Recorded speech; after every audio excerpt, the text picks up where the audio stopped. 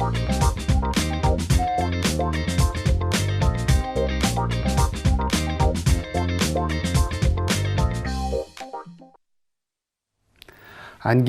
латын сөзі. Бесче которгондо кысуу муунтуу деген түшүнүктү берет. Эң кеңири тараган оору көбүнчө балдар, ошондой эле 35-40 жашка чейинки чоң кишилер ооруйт. Бул ооруга анчейин көңүл бурбаганыбыз менен башка ооруларды чакырат дешет адистер. Саламатсыздарбы? Сиздердин саламаттыгыңыздарды ойлогон Ден соолук программасы аны мен Сейит Амираев алып барам. Ардактуу теле көрүүчүлөр, жогоруда маалым болгондой, бүгүн биз 40 мүнөт бою дал мына ушул ангина оорусу жөнүндө сүйлөшөбүз. Дал мына ушул суроолор тема боюнча, эгерде сиздерде кандайдыр бир суроолор жарылса, сөзсүз түрдө байланышка чыксаңыздар болот. Байланыштын телефондор 032-22 код аркылуу 4487 номери жана ошондой эле WhatsApp номери дагы иштейт 0508 87 88 97 номери. Анда студиянын кадырлуу конокторун мен сиздерге тааныштырып өтсөм. Акмат Шарипов Ош областаралык бириккен клиникалык ооруканасынын кулак мурун тамак бөлүмүнүн башчысы, медицина илимдеринин кандидаты, жогорку категориядагы дарыгер. Жана ошондой эле кийинки коногубуз Айдана Нурали кызы Ош областаралык балдардын клиникалык ооруканасынын дарыгери жана шаарыбыздын тургундары келип отурат. Саламатсыздарбы? Студиябызга кош келипсиздер. Айтсаңыздар, адам баласы эмне себептен далма ушул ангина оорусуна кабылат? Ангина оорусу биринчиден бул жугуштуу оору. Биз айтып коюшубуз керек, жугуштуу оору деп. Себеби бул оорулар ангина оорусу менен ооруп, кабылданып келгенде биринчи эле ушул лор врачтарына кайрылат да, негизинен. Ошондуктан диагнозду биз аныктап, анан ошол жугуштуу оорулар бөлүмүнө аларды жөнөтүп турабыз. Жакшы. Эмне себептен? Ангина оорусу эмне себептен көп кездешет. Көбүнчө бул көп тармакта элдин арасында аябай жайылып кеткен оорулардын бири деп айтсак болот. Көбүнчө 17 жаштан 40 жаштагы жашар адамдар ооруйт көбүнчө бул оору менен. Себеби бул оору жугуштуу деп атпайбызбы? Бул ушул ангина оорусу менен ооругандан кийин ал сөзсүз түрдө башка адамдарга жугат да. Кандай жолдор менен жугат? Биринчиден ушул аба аркылуу, муну воздушно-капельный путь деп коебуз. Адам жөтөлгөндө, чүчкүргөндө, сүйлөп жатканда ошол шилекейдин чачырандысы менен абага таркап, аба аркылуу анан башка ооруларга жугат да, адамдарга. Себеби кандай адамдарга жугат? Ошо иммунитети начар, мындай адамдарга жугат да, слабый адамдарга жугат. Көбүнчө ошолор жабыркайт. Анан да балдар арасында дагы бул оору көп кезигет деп жогоруда айтып өттүм да. Бул боюнча сиз кандай жооп берет элеңиз Айдан? Балдар арасында кеңири таралган оорулардын бири бул ангина. Кыш, күз мезгилдеринде аябай күчөйт. Кышында грипп болуп, андан жакшы лечение албаганда, улам ангина менен көп жабыркап калышат. Балдар арасында өтө кеңири таралат. Булардын балдар садикке барат, мектепке барат, ушул учурда дагы жанагы грипп болуп, ангинасы ооруп калган учурда көпчүлүгү көзөмөлдөбөй калат дагы, бири-бирине жугуп, кеңири тарап кетет бул оору. Жакшы, мисалы Акмат мырза айтсаңыз, мурдага салыштырмалуу кандай? Азыр чындыгында эле ар бир экинчи адам ушул тамагым ооруйт деп, ангинам бар экен деген ушундай даттанууну угуп калабыз да? Биринчиден мындай түшүнүк берип коеюн. Ангина бул жугуштуу оору деп айтпадыкпы? Негизинен ушу бадал сымал без деп коет да. Ооба. Небная миндалина деп коет. Көбүнчө ошол орган жабыркайт да. Бул орган өзү иммунный системага караштуу органдар да. Иммунитетке карайт. Иммунитетке карайт да. Мен кичине түшүнүктүү болуш үчүн кичине кеңирираак токтолуп коеюн. Глоточное кольцо Пирогова Валдейра деген бар да. Бул ушул бадал сымал без, небная миндалина. Биринчи, экинчи деп коет. Бул ротоглотка деп коебуз. Ооздон кийинки бөлүктө жайгашып калган да. Экинчиси носоглоточная деп коет, основная миндалина деп коет. Бул мурындын артында да бир көңдөйчө бар, аны биз носоглотка деп атап коебуз. Ошонун үстүндө жайгашып калган. Анан ошол эле носоглотканын эки капталында мындай мурун артында көңдөйчөнүн трубный миндалин деп коет да, слуховая труба деп коет. 4-5 болуп жайгашат.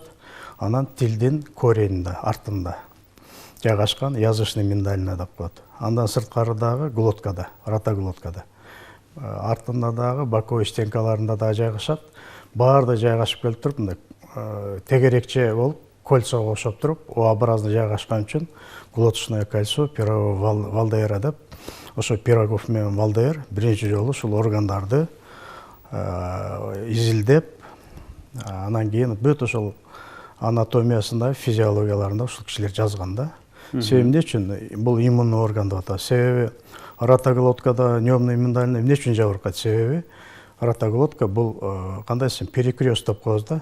Дем алуучу жолдо өтөт, пише тамактанганда тамакты ушул кызыл өңгөчкө, ашказанга бере турган жол, ошол жолдо жайгашып калган да. Себеби сырттагы мындай антигендер менен көп контакт болот да. Анан эмне үчүн көп бул жабыркайт? Себеби ар кандай оорулар причинасы болот. Эң негизгиси биринчи микроб бул. Стафилококк бета-гемолитический деп коебуз. Бир 70% ушул нёмный миндалинаны поражать этет да. Себеби ал постоянно контактта турат. Андан сырткары мына тиш оорулары дагы, жана кариес деп атпайбызбы? Бүт жана пульпетный, бүт стоматологический ошол ооруган тиштерде дагы алар очаг болуп эсептелет. Ошол ротовый полость биз мындайча айтканда эң мындай таза эмес жерибизде инфекциянын бардыгы ошол очактарда болот да, ошо ооруган тиштерде болот. Ошол эле мурун көңдөйчөлөрүндө ринит деп коебуз, аллергический ринит деп коебуз, хронический ринит, гайморит деп коебуз, сфеноид, ушулардын бардыгы эгерде жабыркап очаг боло турган болсо, ушулардан дагы инфекция аркылуу ангина козголо берет. Бир эле жанагындай адам жанагындай переохлаждение алганда, ушуп калганда, же болбосо суга өтүп калганда, же болбосо сас тумоо менен ооруп калганда, же болбосо бир аденовирустар менен ооруп калганда эле эмес, башка ооруларда да кездеше берет да. Ангина жабыркай берет. Ошо миндалина. Жакшы, мисалы сиздерге барып, ушундай дарыгерлерге барып калганда кээде мындай карап туруп, бат-баттан ангинага кабыл берет экенсиң, ушул бадамсымал без сенде чоң турбайбы деген дагы ушундай сөздөрдү угуп калабыз да. Ошол чоң болсо бат-баттан ооруй береби? Ошол эле учурда дагы бир суроо, мисалы кээ бирлер бир жолу эле ангина менен ооруп, ошол замат сакайып кетет да. Анда жакшы. Анан кээ бирлер дайыма даттанып жүргөн угуп калабыз да. Бул жерде өнөкөт жана курч формасы деп дагы бөлүнөт. Мен ушул телекөрүүчүлөргө түшүнүктүү болуш үчүн сразу түшүндүрүп коеюн да. Ангина ооруларынын бул клиникалык өзүнчө түрлөрү бар да, формалары. Эгерде классификация боюнча биз бөлгөндө первичный ангина деп бөлүнөт да өзүнчө. Острый танзилит деп коет баягы.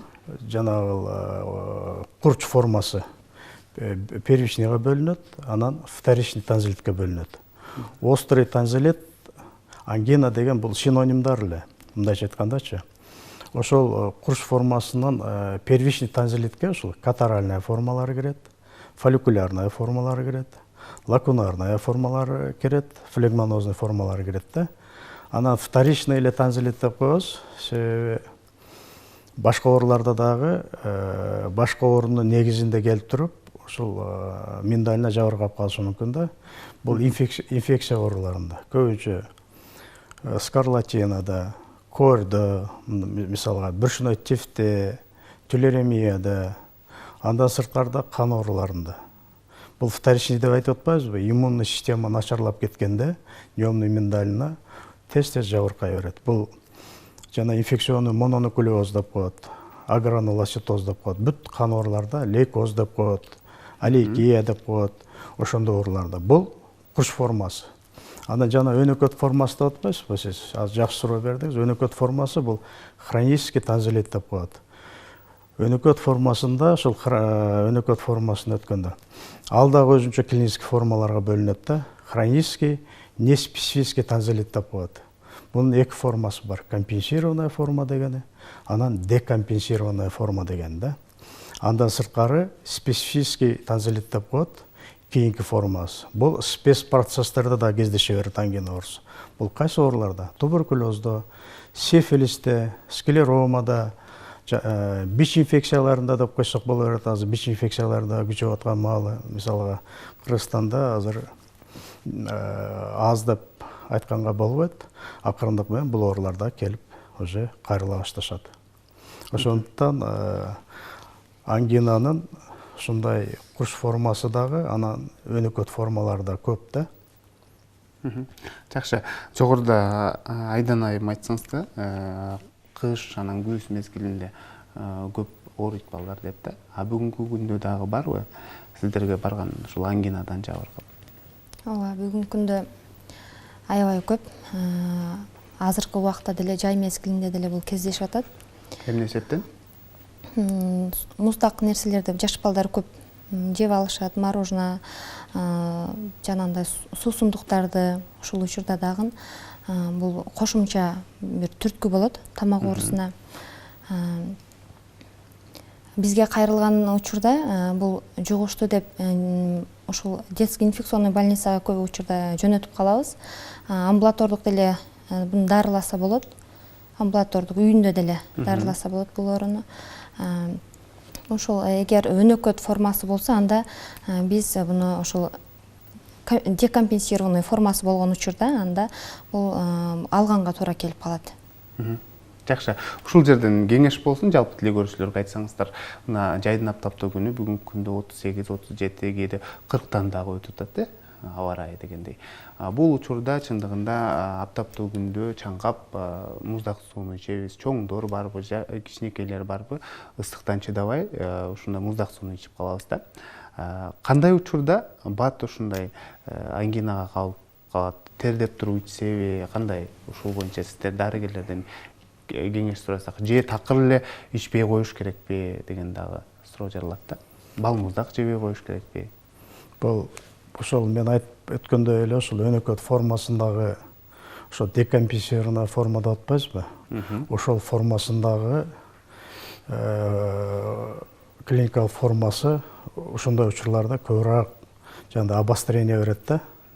Себеби декомпенсированный форма деген биз баягы экиге бөлүп атпайбызбы? Компенсированный форма, декомпенсированный форма деп. Компенсированный форма дегенде мисалга ошо өнөкөт формасынын ошол локалдык гана, ошол местный гана признактары болот да адамда. Бул деген ошол нёмный миндально тез-тез ооруган эсебинен, тез-тез обострение болуп, ангинаны чакыра берген эсебинен уплотненный болуп калат, разрыхленный болуп калат. Жанында передний душкалар менен, задний душкалар менен спайкалар пайда болуп калат, урбестер пайда болуп калат. Бизде жанагы утолщение передней душки деп коебуз, валикообразное изменение деп коебуз. Андан сырткары нёмный миндальнада эмне үчүн миндаль деп аталып калган? Себеби ал бадам, сымал органда, бадамды чагып жеп атпайбызбы биз сөөктө. Ошо бадамды да карап көрсөңүз, сыртында кичинекей жанагы кожанын порасындай бар, тешиктери бар да. Ошо сыяктуу нёмный миндалинада лакундар болот да, көңдөйчөлөр болот, аябандай. Ошол көңдөйчөлөргө, лакундарга казиоз деп коет, жанагындай микробдордун калдыктары, микробдор көп ошол жака внедряться этет биринчиден. Ал жерде болот. Экинчиден тамактын калдыктары ошол жерде калып калат. Ошондуктан ошол көңдөйчөлөрдө казиоздор пайда болуп калат да, гнойный пробкалар пайда болуп калат. Гнойный пробкалар. Ал андан сырткары дагы мынау жаактын астында лимфоузелдер болот да, лимфатический узлы деп коет, үчүнчү сосудтар болот. Алар дагы увеличенный болуп кетет да, чоңоюп кетет. Ошол именно ошол локальный ошол ачак бардын негизинде да. Ошол ачак бар ооруларда, мисалга тез-тез ангина менен, мисалга кээ бирлер 1 жылда 3 жолу, 4 жолудан ооруса, ошол ооруган ангинада өзүнүн жанагындай местный иммунитет деп атпайбыз, бул өзү ошол жерде местный иммунитетти кармап турган орган негизиненчи. Ал жерде лимфоциттер жайгашып калган, Б лимфоциттары, Т лимфоциттар, булар иммунный органдар. Көбүнчө Т лимфоциттер тимус независимый деп коет. Булар микробтор менен көрүшөт. Себеби ангинаны биз айтып кетпедикпи? Көз каран дейбиз. Эң негизги эле жанагы козгоочу бул микробтор деп. 70% бета-гемолиз стрептокок деп микроб чакырат. Калган 30%-inde мен жана вторичный ангина деп айтып кетпедим беле? Стафилококктор, стрептококктор, андан сырткары грибоктор, фарингомикоз, глотки деп коебуз, жана кандида деп коебуз, плесневые, дрожжеподобные грибы деп коебуз да, микробтор. Андан сырткары дагы жанагы сифилис оорусунда, туберкулез оорусунда специфический формасы деп айтпадыкпы? Ошол эле микробтор, палочка, коха, ошол эле бледная тропонема, спирохета деп коебуз.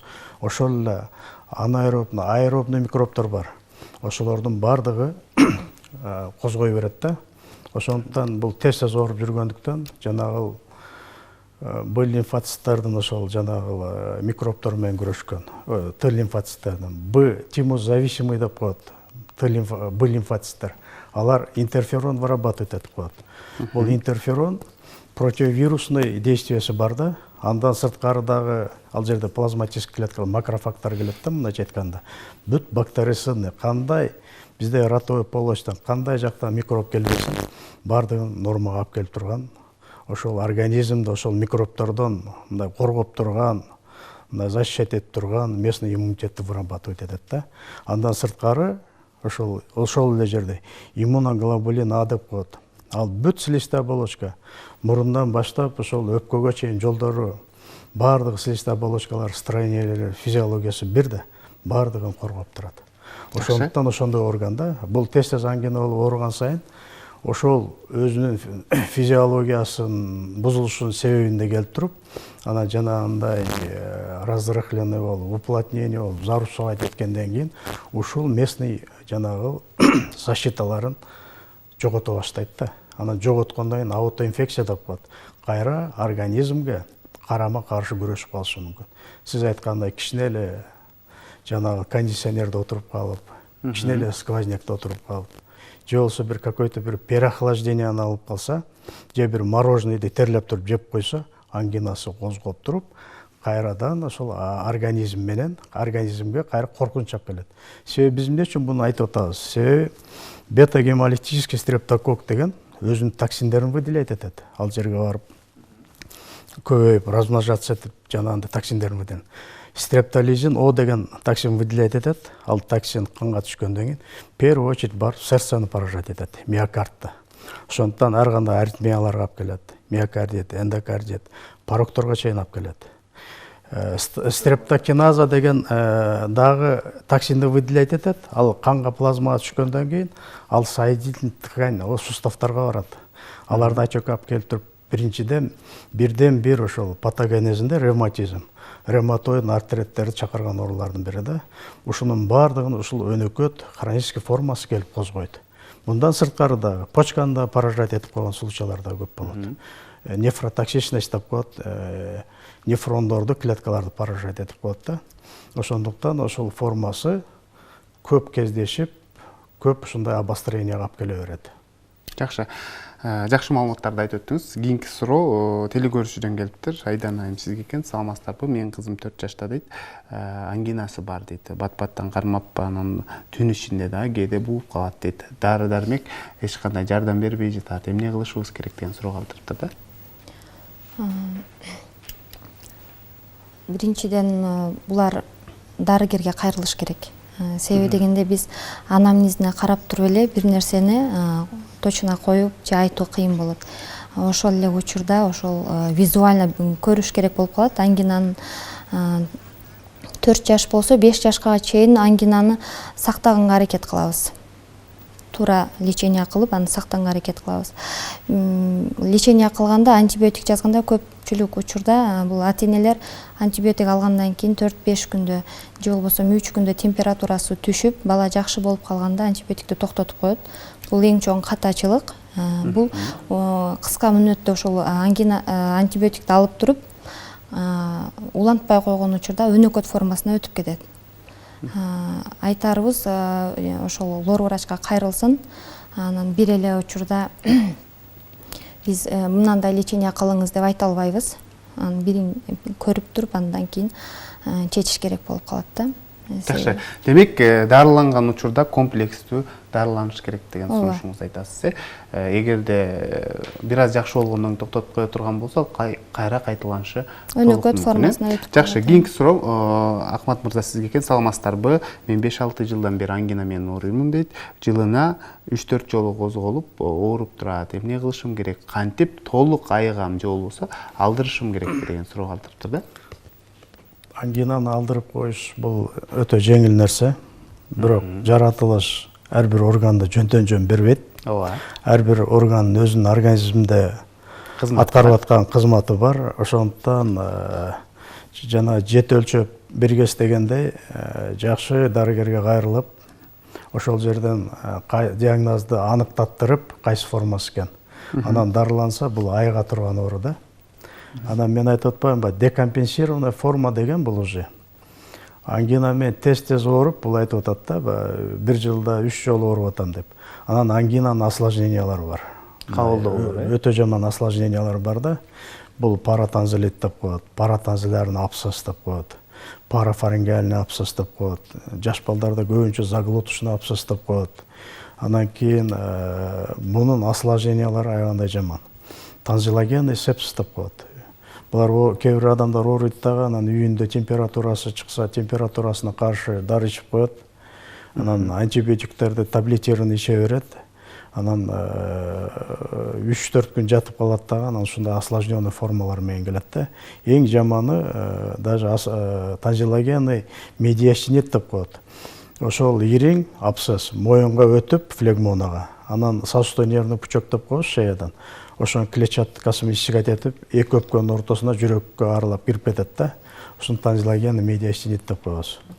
Мындай случайлар көп, жакында эле 1,5 ай болду. Ноокатта ушундай случай болду. Ушундай оор формасы менен реанимацияга түшүп калып, ал жерде. Бир 4 күн, 5 күн дарылангандан кийин туугандары ал жерге айтпастан частный клиникага алып кетип калышып, частный клиникада бир жумадай кармап, анан бизге уже ошо тонзиллогенный сепсис деп туруп, уже микроб канга өтүп кетип туруп, канда уже инфекция пайда болуп калган учурда келип түшүп калды. Да жакшы биз убагында ошол чоң операциялар жасалып, моюнда ошол полный флегмолар вскрывать этип убагында дренировать этип, убагында ошол сепсиске тяжелый больной катары дарылаган үчүн бала жакшы болуп кетти. Жакшы, кийинки суроо. Саламатсыздарбы? Менин балам 2,5 жашта. Тамагы кызарып, тез-тез дене табы көтөрүлө берет дейт. Эмне үчүн ушундай болот? Анан кызымда дейт, кечиресиздер, кызымда СНМ деген вирусу бар. Же ошол себептен бир деген суроо калтырыптыр да.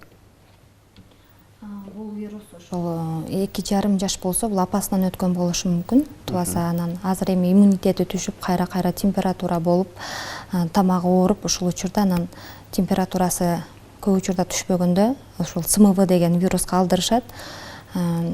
Бул вирус болсо баланын организминде иммунитетин түшүрүп жиберет. Иммунитет түшкөн организм бул көпчүлүк ооруларга туруштук бере албайт. Ошол себептен ангина менен тез эле кабылып калат. Кичине эле ооруса, тамактары ооруп, ошентип температурасы көтөрүлүп, тез эле ооруп калат да. ЦМВ менен бул ангинанын өкөн бири-бириге тиешеси жок, бирок ЦМВ вирус чыкса, демек иммунитет слабый, иммунитет ушул төмөн болгондугунан башка ангинадан да башка ооруларга тез эле кабылып калат, тез эле грипп болуп калат. Мындай айтканда, острый респираторный вирусный инфекция деп коет. Ушул ооруларга бул балдар тез-тез кабылып турат. Анан айтсаңыздар, мына ушул тамак кызарганда, айрыкча жаш балдарда дене табы көтөрүлөт да. Анан ангинада дагы ушундай симптомдор байкалат да.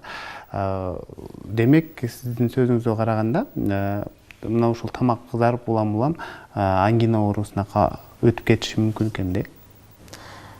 Тамак кызарганда бул эми кээде температура, грипп обычный эле, бул ушул респираторный вирусный инфекция, булар дагы тамакты кызартат. Ал эми ангинанын өзү ушул небный миндалина деп коет, бул өзү дагы сезгенип ооруган учуру бул башка. Эгер температура высокий болуп 39-40 температураны берип интоксикационный синдром болсо балада, кээ бир учурда эрте эле ушул муундары ооруп ювенильный ревматоидный артрит деп коет. Ушул белгилер дагы коштолсо анда ангина оорусу болушу мүмкүн. Жакшы, кийинки суроо телекөрүүчүдөн келиптир. Ангина оорусун кантип алдын алсак болот? Жогоруда айттыңыз, бул жугуштуу оору деп. Биз коргоно алабызбы? Же болбосо күтүүсүздөн ар бирибиз эле ушул ооруга кабылып калышыбыз мүмкүнбү? Ангина оорусу айтып атпайбызбы? Башка дагы оорулар козгойт деп. Көп оорулар жана атап кеттик да. Ооба. Вот, ошондуктан бунун алдын алуу кандай эми? Неомный миндалина, бул миндалина ар бир адамда төрөлгөндө нормада бар органдар да. Анан кийин адам өзүнүн жанагы режимди жакшы кармаш керек. Ангина оорусу кайсы мезгилдерде курчуйт, мындай козгойт. Бул күз, анан жазда. Себеби погоданы биз билбейбиз да. Жеңил кийим чыгып алса, резкий жамгыр жаап же кар жаап, анан кийин жаңағы переохлажденияларды көп алып калат.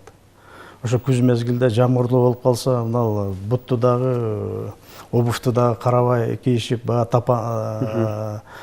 подошвадан табанынан сызып өтүп, бут үшүп калса дагы ангина оорусун козгой бериши ыктымал да. Ошондуктан жанагы суроолордун арасында да тамагы кызарып калат деген бул ОРЗ деп коет. Острое респираторное заболевание деп коет. Бул вирусный инфекцияларга кирет да. Бул дагы эле. Ошондуктан режимди жакшы соблюдать этиш керек. Питанияны жакшы соблюдать этиш керек. Анан кийин ошол баягы закаливание деп коет. Жанагындай физкультуралар менен машыгыш керек да, спорт менен мындайча айтканда. Жакшы, мен мисалы өзүм 1 жыл мурда ушул ангинанын курч формасы менен ооругам. Дагы кайталанып калышы мүмкүнбү же ушул менен болду, оорубайбы?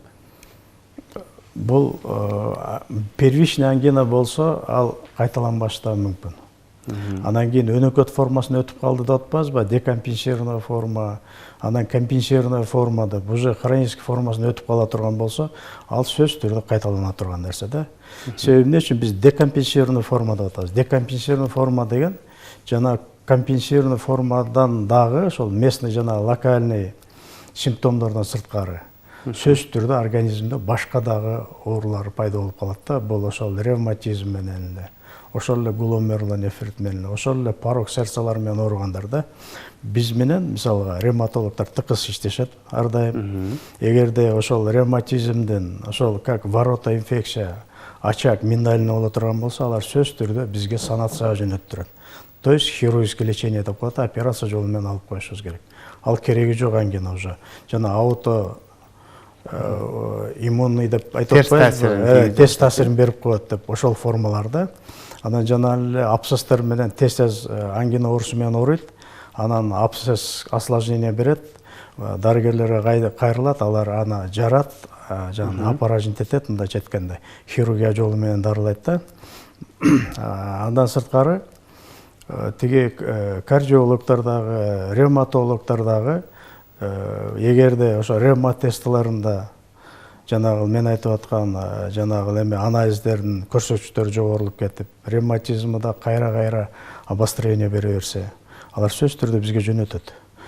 Ошол эле кардиологдор дагы эгерде жанагындай пороктору болсо, ошондой ангина менен связанный, мындайча айтканда, ошол эле жүрөктүн жабыркаганы ошол ангина менен байланыштуу болсо, алар сөзсүз түрдө жөнөтөт. Биз мындай учурларда хирургический жолу менен санация кылып миндалинаны алып таштайбыз.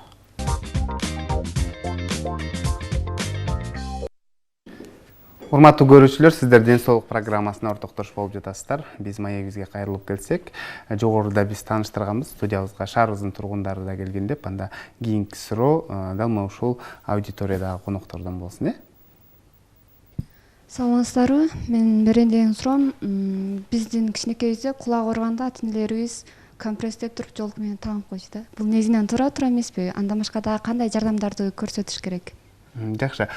Кошумчалап кетсем, ангина болгондо дагы мына ушул спирт менен, спирт жолу болсо, арак менен ошол атайын марлиге куюп туруп таңып койгонун мен дагы көргөнмүн да. Мындайда бул согревающий компресс деп аталат да. Спирт, мындайча айтканда, көбү аракты да колдонсо болот, 40% да, аракта да 40% спирти бар дегендей. Бунун баары согревать эткенде ошол жерде биринчиден кровоснабженияны улуштуп этет. Кровоснабжение, микроциркуляция улучшение болгондон кийин ал ошол отек болсо, шишик болсо, ошону азайтат да. Анан кийин ошонун негизинде ооруну да азайтат. Ошондуктан ушул нерселерди колдонуп келишкен да. Негизинен кайсыл оору экенин аныктаган жакшы негизиненчи. Азыр тиш ооруп калса дагы тиштин оорусу да кулакка бериши мүмкүн. Жана нерв аркылуу. Ангиналар ооруп калса да кулакка бериши мүмкүн, жанагындай осложнениялар болсо да кулакка бериши мүмкүн да. Ошондуктан буну аныкташ керек негизинен. Эң негизгиси ошол азыркы күндө ар бир райондо ССМдар бар. Үй бүлөлүк. Ошол эле семейный врачтар бар группадагы. Ар бир ССМде биздин специалисттер отурат ошол жерде. Ошол жашаган жеринде кайрылса, мен ойлойм, бардыгы жакшы болот да, алдын алып кайрылыш керек. Жакшы, бизде көрүүчүбүз бар экен, анда кабыл алып түз эфирге алып чыксак, саламатсызбы, кош келипсиз, кандай сурооңуз бар? Саламатсызбы. Биз сизди угуп жатабыз, сурооңуз болсо берсеңиз болот. Айтып берейин. Алло. Ооба, сизди угуп жатабыз. Алло. Сурооңуз бере бериңиз. Туберкулез менен антистрептолизм деген бактерия көбөйүп атыр да, ошого кандай?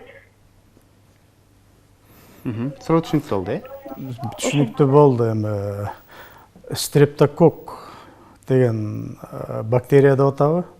Бул бактерияларды кандай аныктаган? Мисалга, азыр ошол тамактан алабы, же мурундан алабы, ошол жанагы бакпасев деп коебуз да.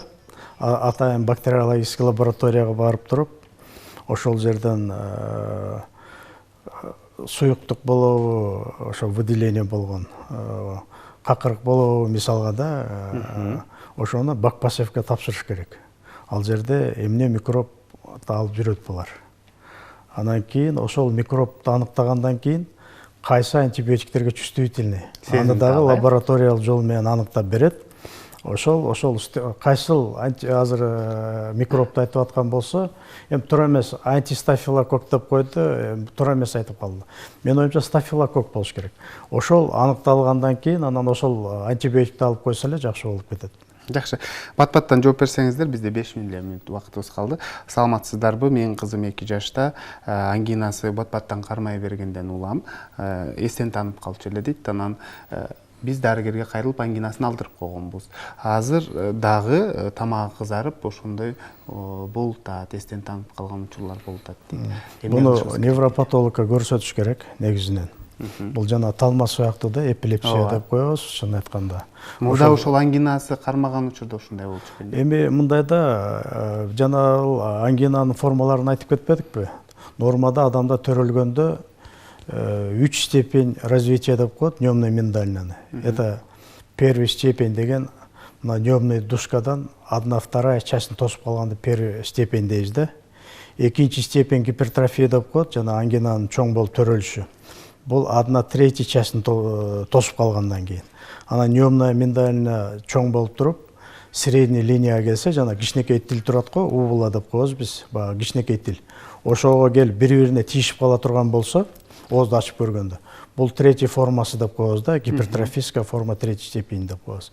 Ошол формадагыларда көбүнчө ошол уктап жатканда ошол мындай терс таасирин тийгизет да, себеби дем алышы баланыкы оор болуп калат. Себеби чалкасынан жатып калганда, анда туура калпта жаткырыш керек да өзүнүн положениясындачы.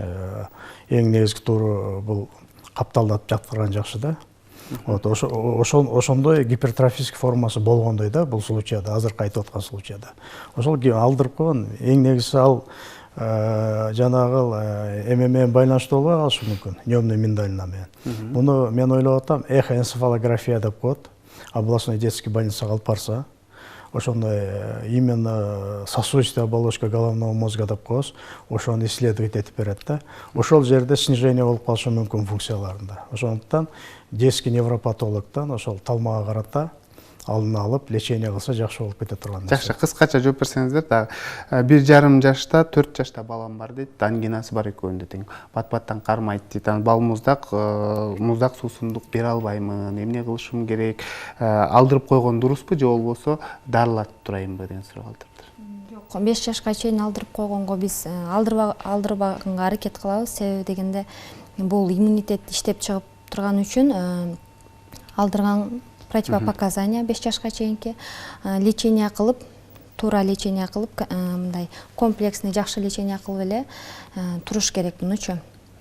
Себеби жакшы. Аябагандай көптөгөн суроолор келди, анан сиздердин дарегиңиздерди сурап, кантип байланышсак болот деген көрүүчүлөр бар. Ооба. 0557 67 30 65. 0777 67 30 65. Ушул телефондорго кайрылса, бизден жоопту ала беришет. Жакшы, Айдан айым, сизде кандай? 78 менен 91 27 87. Жакшы. Ардактуу тилек көрүүчүлөр, бүгүн бизде конокто Акмат Шарипов, Ош областаралык балдардын Ош областаралык бириккен клиникалык ооруканасынын кулак, мурун, тамак бөлүмүнүн башчысы, медицина илимдеринин кандидаты болду. Жана ошондой эле Айдана Нурали кызы Ош областаралык балдардын клиникалык ооруканасынын дарыгери жана шаарыбыздын тургундары болду. Сиздерге рахмат айтабыз, атайын убакыт бөлүп, жалпы тилек көрүүчүлөргө жакшы бир маалыматтарды айтып, кеңештерди бердиңиздер. Ишиңиздерде ийгиликтер болсун. Сиздерге да рахмат, тез чакырып тургула. Иштериңерге ийгилик каалайбыз. Ушун менен Илим жана Билим телеканалынын ден соолук программасы өз соңуна келип жетти. Аны мен Сейит Амираев алып бардым. Кайрадан эфир аркылуу амандашканча сак саламатта туруңуздар.